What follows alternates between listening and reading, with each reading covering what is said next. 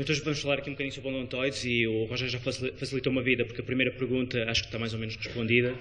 A segunda, qual a abordagem, eu vou falar sobre a via posterior e de facto porque é que a prefiro e quais as técnicas que podemos utilizar e falarei um bocadinho sobre cada uma das técnicas possíveis. A via anterior de facto tem uma vantagem evidente, nós fazemos uma verdadeira osteossíntese, preserva alguma da mobilidade, mas claro que tem alguns problemas. Estes problemas de estabilidade, particularmente nas fraturas do tipo 2 em indivíduos idosos, é uma questão particularmente importante.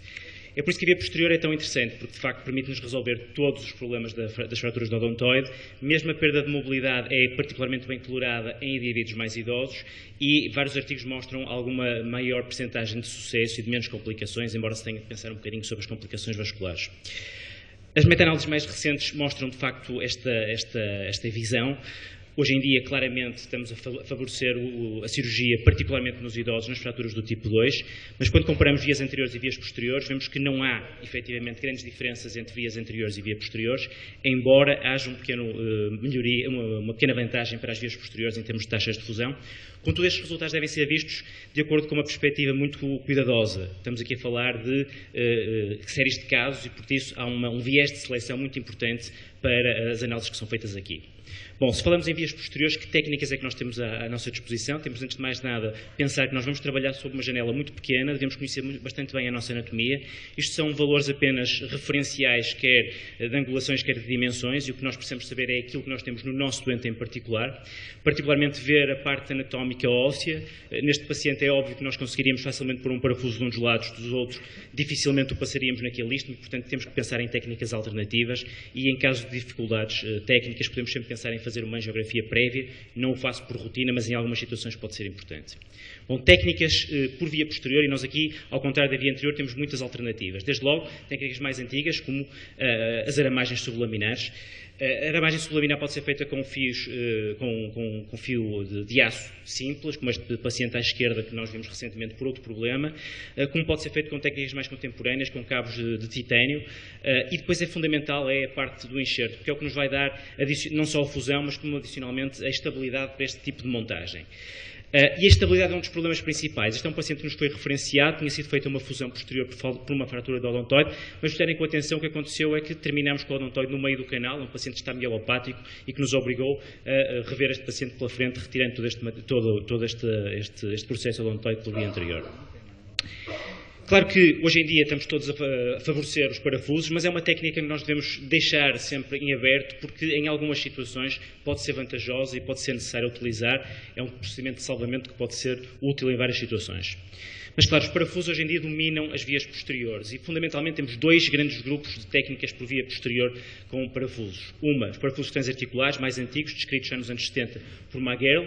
A técnica de inserção não é particularmente complicada, o ponto de inserção cerca de 2 a 3 mm acima da articulação C2-C3 e depois é uma angulação bastante aguda, superiormente e ligeiramente medial para colocar o parafuso através da articular. Tendo cuidado de passar naquele istmo e daí a necessidade de ver bem o ataque pré-operatório. Por norma nós só utilizamos um perfil, mas é possível utilizar um AP e para quem está a começar pode ser importante ter estes APs para não ter dúvidas sobre o ponto de entrada e também não deixar passar a nossa broca por baixo da articulação e falhando assim a própria massa lateral de C1.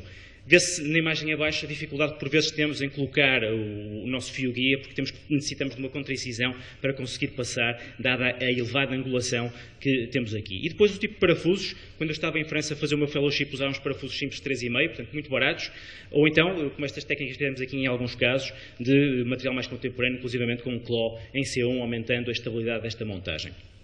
É uma técnica mecanicamente extremamente sólida, de todas provavelmente a mais sólida, por isso para casos particularmente instáveis poderá ser a nossa alternativa principal, mas a dificuldade técnica daquela angulação que nós necessitamos para o parafuso e por outro lado o risco vascular que pode atingir até quase 1/4 dos pacientes, não só da vertebral, mas também da carótida à frente, pode limitar um bocadinho esta técnica. Mais recentemente, como sabem, tem-se utilizado muito os parafusos independentes, C1 e C2. Para a técnica para C1 não é muito complicado olhando para aqui, mas lembrem-se, por vezes temos massas laterais muito pequenas, onde será difícil colocar um parafuso. É necessário afastar o nervo de C2 e ali sangra bastante. Goel inicialmente descrevi, inclusivamente, cortar o nervo, eu penso que não é necessário na maior parte dos casos. E pode ser necessário, por vezes, fresar um pouco por baixo do arco de C1, embora eu não o recomendo devido ao risco vascular que existe aqui.